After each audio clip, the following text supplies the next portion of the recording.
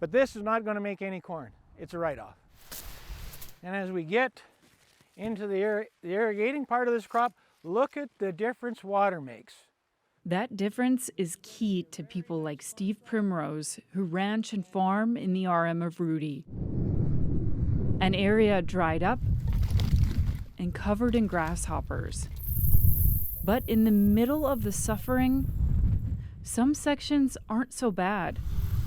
Because of irrigation, you can see patches of canola hardly growing, just steps from a bumper crop.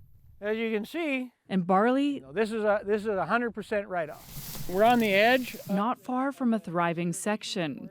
When we go through these droughts, we've got crops out there with the grasshopper infestation and no rain.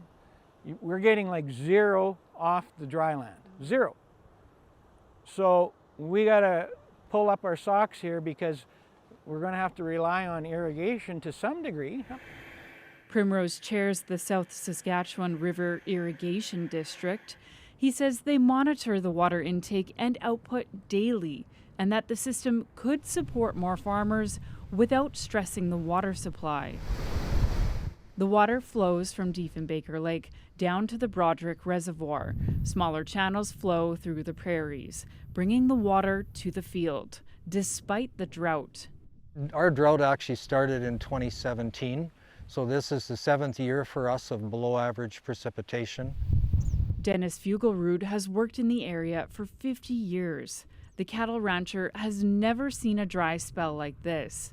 But he says they will be able to feed their cows through winter because they're tapped into the irrigation system. However, there are tough decisions ahead for other cattle producers. Now I hear a few guys talking like, what do we do if next year isn't any better? Maybe it's time to downsize the herd, maybe it's time to sell, because it's one thing to get through the grazing season and be able to find winter feed and afford to pay for it, but then if next spring is dry and we're in a drought again, then what? The province has a $4 billion plan to expand irrigation from Lake Diefenbaker.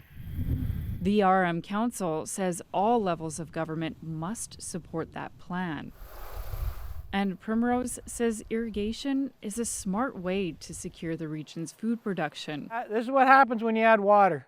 And that it would keep local farmers in the field. Really, really nice crop of canola. Kendall Latimer, CBC News, near Outlook.